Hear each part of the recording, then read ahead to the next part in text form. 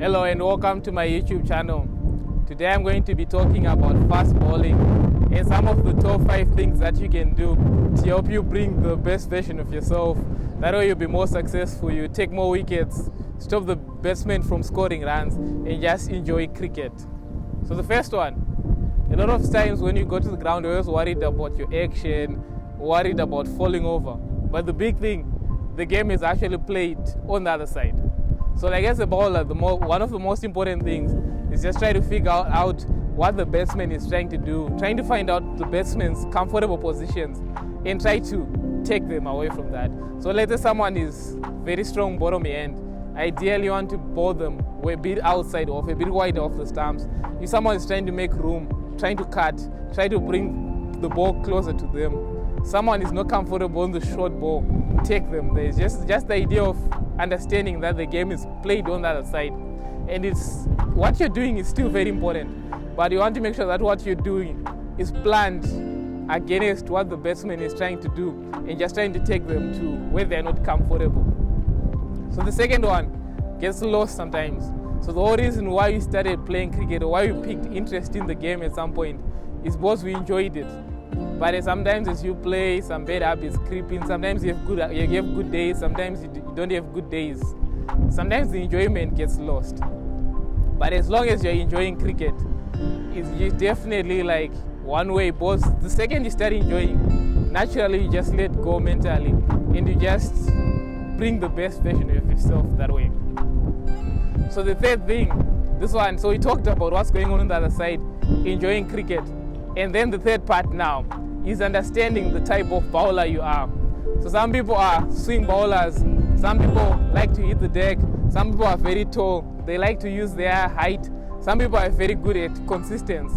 So just get in, and like for myself, I'm fairly tall, I have a good height, good bounce. So I'm not so much of a swing bowler, but I'm more like a person who hits the deck very hard and tries to get that variation in bounce. So just understanding the type of bowler you are, because it's very hard to get the perfect bowler. There's always some kinks or things that you can always work on. But what you sort of once you understand the type of bowler you are, you're sort of on the way there, because you start concentrating on that 80 to 90% where you need to be, and everything else you can just edit from there. So the fourth one, like when people are batting, they have a lot of kit. So for bowling, there's not so much kit, but your shoes. Your shoes are what's very important. So for example, myself, where I'm like a left arm bowler, a lot of the times I actually hit the ground first with my toe. So you can see in my shoe, there's a bit of wear and tear. So my shoes are not top quality. But before I used to play with regular sneakers, and I used to find both, like when you're bowling, on average, when you jump, you're putting 4 to 5 times your weight on your toes. So guys like Brett Lee, we used to sprint to the crease and they're fairly lean. So Brett Lee was almost 8 to 10 times his body weight on his toes. So definitely the shoes, they give you that good cushion. So ideally you want something that is high support. In a lot of regular shoes, they don't have support at the front here. But as a bowler, you really need support there. So then the fifth one. So let's say you're playing a game during the weekend. So you're playing a T20 game, you're supposed to bowl 24 balls. So you need to sort of structure your training such that during the week, you're bowling to get ready for the weekend. But at the same time, you don't want to get too tired. So what I just try to do myself, whatever bowling you need to do during the week, I just try to be able to bowl twice as many balls during the week. So if I know that I'm only playing one T20 game during the weekend, I try to bowl maybe at least 2 times during the week. But at least I know my body is used to, because whatever you do in training, that's what you're going to transfer to the game. So just make sure that you're training not too much because you don't want to get injured. You still want to give yourself time to rest, but you still want to get a decent amount of training. That way when the game starts, you're not trying to build your rhythm during the game. So I told you 5 things to improve your bowling, but the last one is a bonus. So as a bowler, your two currencies are your line and your length. So just understand, like, depending on the batsman, depending on the type of situation, and depending on the situation in the game, what kind of length and line should you be going for?